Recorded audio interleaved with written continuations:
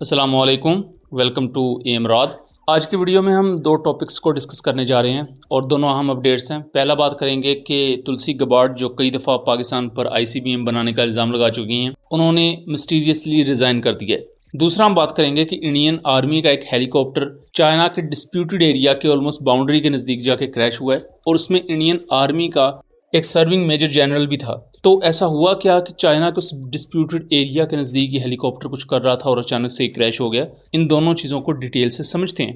पहले टॉपिक की तरफ अगर आ जाएं तो आपने तुलसी गबार्ड का नाम तो अक्सर सुना होगा, जो कि डायरेक्टर ऑफ नेशनल इंटेलिजेंस हैं US की, और इन्होंने ट्वीट किया है रिसेंटली कि वो अपनी इस पोजीशन से रिज़ाइन दे रही हैं। तो जो डायरेक्टर ऑफ नेशनल इंटेलिजेंस है, जो कि बेसिकली इंडियन ओरिजिन खातून थी और इससे पहले मल्टीपल टाइम्स ये पाकिस्तान पर इल्ज़ाम भी लगा चुकी हैं। पाकिस्तान चाइना और रशिया की तरह ही intercontinental ballistic missile programmes पर काम कर रहा है और इन मिसाइल्स की रेंज इतनी होगी कि वो इवन US मेनलैंड को भी स्ट्राइक कर सकते होंगे, यानी कि लूजली उनकी रेंज अराउंड 10,000 या उससे ज़्यादा किलोमीटर तक होगी। ये तुलसी गबार्ड ने कही जब वो डायरेक्टर ऑफ नेशनल इंटेलिजेंस थी और इसी साल उनकी रिपोर्ट्स भी हैं। फिर 2025 में भी वो इस तरह के इल्ज़ामात लगा चुकी थी और इवन 2025 में भी वो इस तरह के इल्ज़ामात लगा चुकी हैं।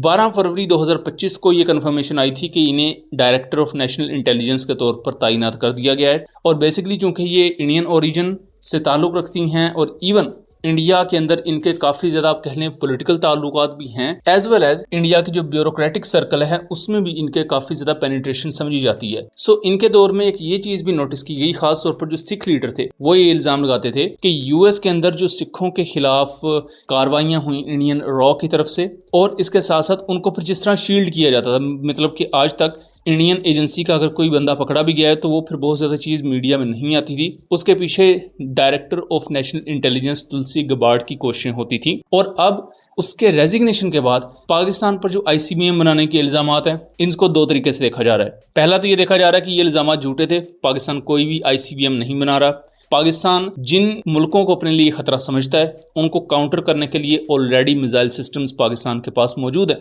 दूसरा रुख इसका ये कहा जा रहा है कि भाई तुलसी गबार्ड अब चूंकि रिजाइन कर चुकी हैं और वही इससे पहले बहुत ज़्यादा चीख भी रही थी ICBM प्रोजेक्ट पर, तो वो अब चूंकि रिजाइन कर चुकी हैं तो इसके बाद पॉसिबल है Pakistan inter continental ballistic missile को अनवील कर सकता है, जो कि मेरे नज़दीक अभी इतना ज़्यादा करीब नहीं है। इसके साथ साथ मैंने इस पर ट्वीट की थी, उसमें मैंने 4 पॉइंट्स को या 4 इवेंट्स को इस रेजिग्नेशन के साथ लिंक किया था। सबसे पहला तो पाकिस्तान जो एज अ मीडिएटर उसने सक्सेस हासिल किया है ईरान US टॉक्स में, वो एक ऐसी चीज़ है जिसको तुलसी गबार्ड पसंद नहीं करती थी।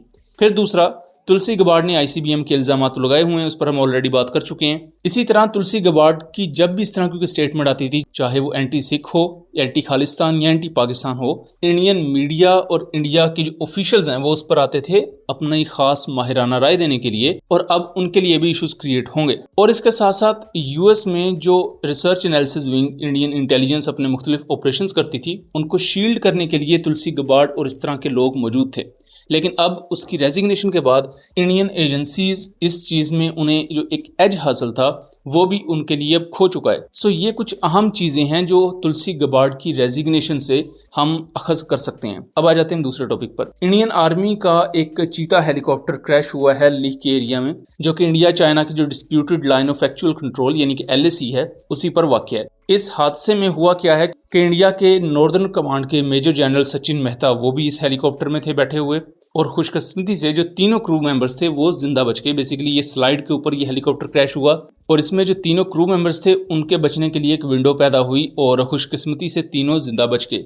अब इंडियन आर्मी के जो मेजर जनरल सचिन मेहता हैं ये त्रिशूल डिव का हिस्सा है, 3rd इन्फेंट्री का, जो 14 कोर में आती है, और इसका बेसिक काम ये है चाइना पर नज़र रखना और ये जो डिस्प्यूटेड एरिया है LAC का, इस पर नज़र रखना। यहाँ मल्टीपल सोर्सेज इस चीज़ की तरफ भी इशारा कर रहे हैं कि possible Chinese electronic warfare system की वजह से जो HAL चीता हेलीकॉप्टर है इसके onboard systems break down हुए, जिसकी वजह से ये हेलीकॉप्टर अपना तवाज़ुन बरकरार नहीं रख सका और इस पहाड़ी स्लाइड पर वो क्रैश हुआ। बट चूंकि ज़मीन से अभी फासला बहुत ज़्यादा नहीं था इस वजह से तीनों जो क्रू मेंबर्स थे इंक्लूडिंग मेजर जनरल साहब वो बचने में कामयाब हुए। लेकिन इस तरह के हाई रिस्क एरिया में इंडिया का एक मेजर जनरल चीता हेलीकॉप्टर पर परवाजें भर रहा है। किस किस्म की चाइना की क्या मिलिट्री डिप्लॉयमेंट पर नज़र रखी जा रही है, ये चाइना वहाँ जो नई कुछ डिप्लॉयमेंट्स कर रहा है, नए वहाँ इंफ्रास्ट्रक्चर बिल्ड कर रहा है, उस पर नज़र रखी जा रही है, या इंडियन आर्मी कोई अपना बैटल प्लान लेकर आ रही है जिसके लिए इनके हाई रैंक ऑफिशियल्स यहाँ दौरे कर रहे हैं। दूसरी तरफ चाइना की तरफ से भी अगर इलेक्ट्रॉनिक वॉरफेयर सिस्टम वाला ये एंगल देखा जाए तो फिर चाइना भी पूरी तरह तैयार बैठा है, और चाइना भी फिर अपने यहाँ high stake electronic warfare equipment को डिप्लॉय करके बैठा है, जिन्हें वो पब्लिकली तो नहीं दिखाते। लेकिन जब इस तरह के क्रैशेस होते हैं, खासतौर पर आपने एक क्रैश रिसेंटली SU-30 का भी देखा हो, तो वो क्रैश भी अरुणाचल प्रदेश के बहुत करीब हुआ था, वो भी अगेन चाइना का डिस्प्यूटेड बॉर्डर। तो वहाँ भी सेम इसी तरह के सवाल उठाए गए थे कि क्या चाइना का इलेक्ट्रॉनिक वॉरफेयर सिस्टम इतना ज़्यादा स्ट्रॉन्ग है कि वो दुनिया की चौथी बड़ी फौज यानी कि इंडियन आर्मी, इंडियन एयरफोर्स के इक्विपमेंट को इजीली जैम कर सकता है, उनके ऑन बोर्ड सिस्टम्स को ब्रेक डाउन कर सकता है, जिसकी वजह से शायद उन्हें मिसाइल भी फायर करने की जरूरत नहीं पड़ती और एयरक्राफ्ट या हेलीकॉप्टर क्रैश हो जाता है। सो दोस्तों, ये वो पूरी सिचुएशन है जिस पर अभी तक जो डिटेल्स आई हमने वो तमाम आप तक पहुंचाई। इस पर जैसी मजीद डिटेल्स और इन्फॉर्मेशन आएगी हम वो भी आप तक लेकर आएंगे। उम्मीद करता हूँ चीज़ें क्लियर रही होंगी। वीडियो पसंद आई हो तो इसे ज़्यादा से ज़्यादा शेयर कीजिएगा ताकि इस तरह की मजीद इन्फॉर्मेटिव वीडियोज़ हम आपके लिए लेकर आ सकें। मिलेंगे अगली वीडियो में, तब तक के लिए अल्लाह हाफिज़।